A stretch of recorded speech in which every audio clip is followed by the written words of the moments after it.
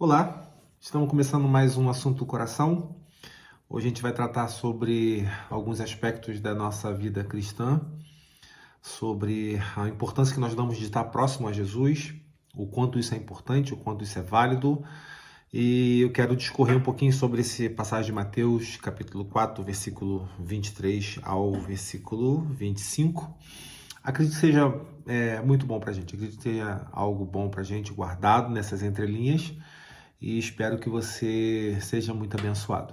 Eu sou Leonardo Salles e estamos começando agora o assunto do coração. Seja bem-vindo.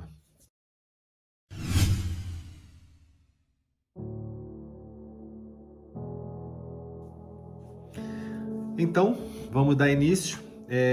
Mateus capítulo 4, versículo 23. Eu vou ler para a gente poder se balizar aqui na palavra. E diz assim, versículo 23 de Mateus 4. Jesus foi para a Galiléia, ensinando nas sinagogas deles, pregando as boas novas do reino e curando todas as enfermidades e doenças entre o povo. Notícias sobre ele se espalharam por toda a Síria, e o povo lhe trouxe todos os que sofriam de vários males e tormentos, endemoniados, loucos e paralíticos, e os curou.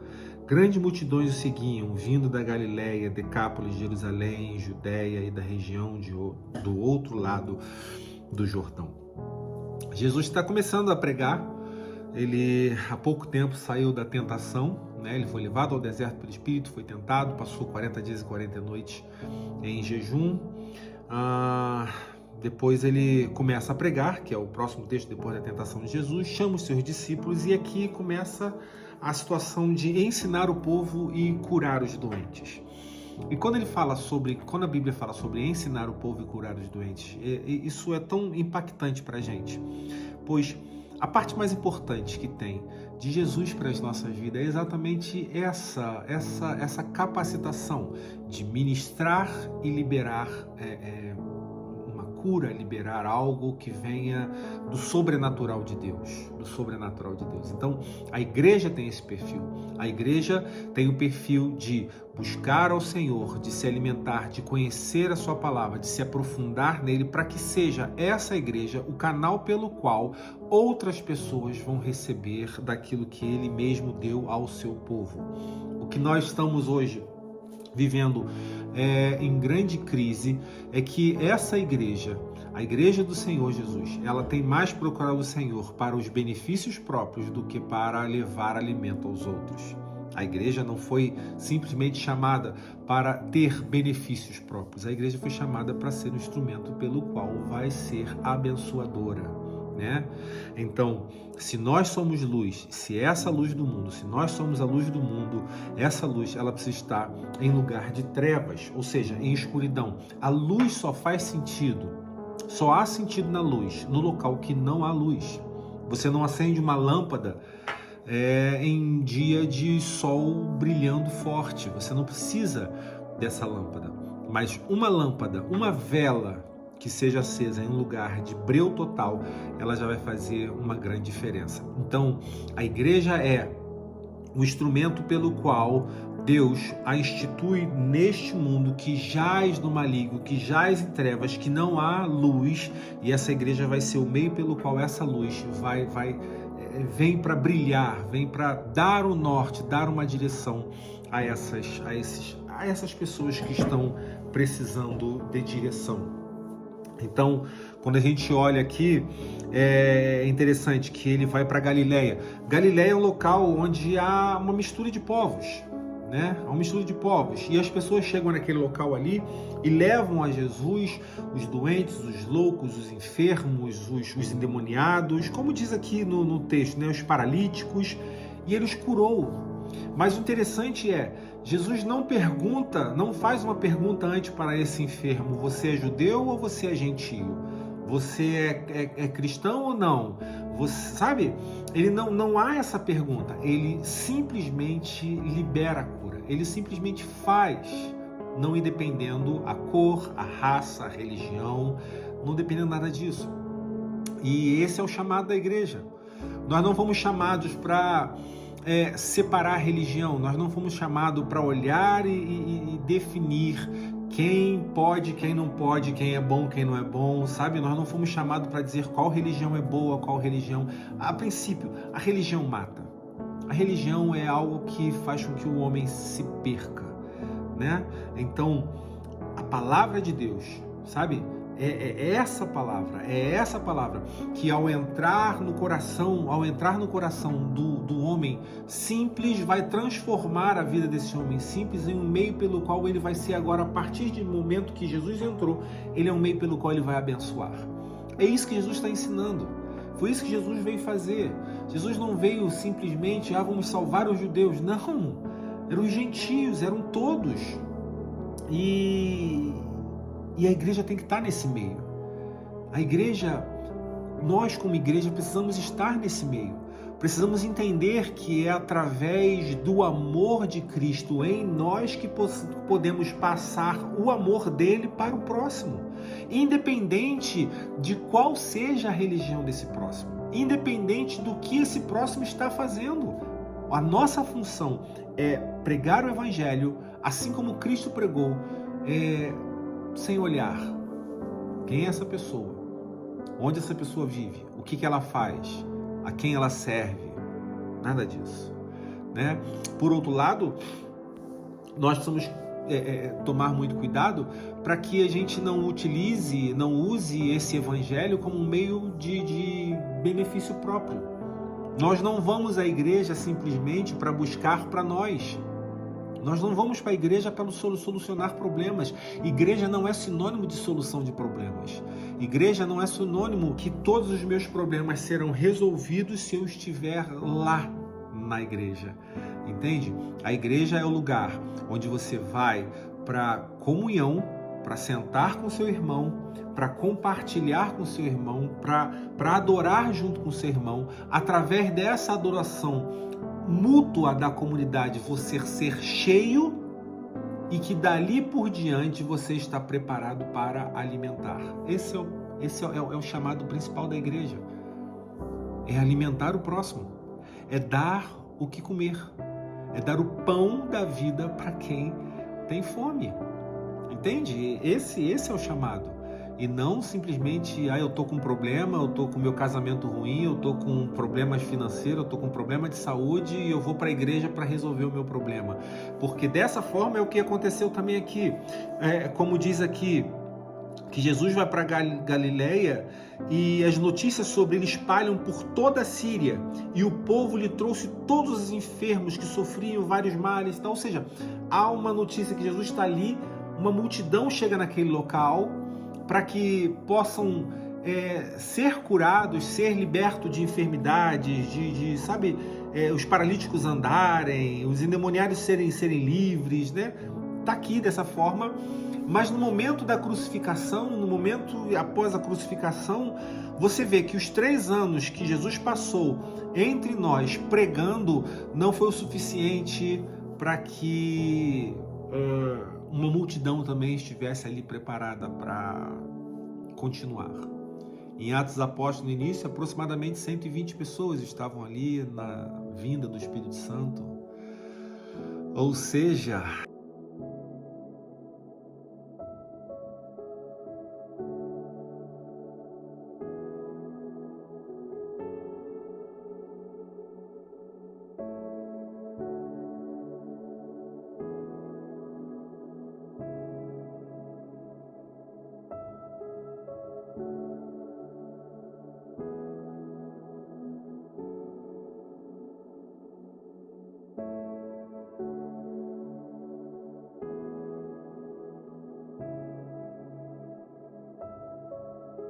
todas as demais coisas nos são acrescentadas. Por isso que a Bíblia diz, buscai, pois, em primeiro lugar o reino de Deus e a sua justiça, e todas as outras coisas nos são acrescentadas. O princípio é buscar, o princípio é encontrar, é estar próximo ao Senhor, porque Ele sabe do que você precisa. Ele sabe do que nós precisamos. E todas as outras coisas nos são acrescentadas. Ou seja, há uma palavra no mundo espiritual que se reflete em nós no mundo físico e traz aquilo que Deus pode fazer e faz pelas nossas vidas. Eu não vou para alcançar um objetivo. eu vou porque eu sou. Entende? Eu não vou a Deus porque eu estou com um problema e eu preciso de ajuda. Sim, todos vêm assim, né? Vinde a mim, vós como estáis. Todos chegam assim. Mas à medida que nós conhecemos, à medida que nós vamos nos aprofundando no conhecimento dessa palavra, essa palavra vai formando, vai moldando o caráter cristão em mim e vai produzindo o que nós chamamos de metanoia, né? A metanoia é a mudança de comportamento, é a mudança de atitude, é uma mudança de 180 graus. Ou seja, se eu estava indo para lá, agora com uma nova mentalidade, a mentalidade do céu, eu começo a voltar para o outro lado. Entende isso? E é dessa forma que o Senhor quer que eu e você façamos, que tenhamos a Ele como a base, a fonte, a força para que nós possamos cumprir aquilo que nós fomos chamados para cumprir. Nós fomos cumpridos para sanar, para preencher aquilo que a humanidade está precisando. E a humanidade está precisando do amor de Deus. E o amor de Deus, esse amor é conduzido hoje pela igreja. Então, a nossa função maior é enchermos-nos do Espírito Santo de Deus para que Ele possa fazer através de nós. Como diz aqui em Atos dos Apóstolos, deixa eu ver aqui, em Atos dos Apóstolos, no capítulo 4, né, que é a vinda, a oração dos primeiros cristãos. E eu vou direto assim, Atos 4, versículo 31. Versículo 30, e diz assim: estende a tua mão para curar e realizar sinais e maravilhas por meio do nome do teu santo servo Jesus. Versículo 35, depois de orarem, tremeu o lugar em que estavam reunidos, todos ficaram cheios do Espírito Santo e anunciavam corajosamente a palavra de Deus. Cheios do Espírito Santo e anunciar corajosamente a palavra de Deus. Movidos pelo Espírito Santo, a igreja leva a palavra de Deus. Movidos pelo Espírito Santo, a igreja ela faz e cumpre o seu propósito na terra. Então, qual é o seu problema? Qual é a sua dor? Qual é a sua carência? Busque o reino de Deus. Busque o reino de Deus. Por quê? Buscando o reino de Deus através da sua palavra, Ele é o responsável de fazer na sua vida aquilo que você nem sabe o que você está precisando. Às vezes nós enumeramos as nossas mazelas e as nossas deficiências e enumeramos a Deus dizendo que eu preciso disso, e na verdade Ele sabe melhor do que nós, Ele sabe melhor do que você. Então, seja cheio do Espírito Santo de Deus, seja cheio do Espírito Santo de Deus. Para quê? Para que você faça aquilo que Ele te chamou para fazer e deixe que Ele cuide de você. E isso é fato. Ele cuida da gente de uma forma perfeita. E para terminar, ainda no capítulo 5 agora, no versículo 12 de Atos dos Apóstolos, diz assim: os apóstolos realizavam muitos sinais e maravilhas no meio do povo. Todos os que creram costumavam reunir-se no pórtico de Salomão. Dos demais, ninguém ousava juntar-se a eles, embora o povo estivesse em alto conceito.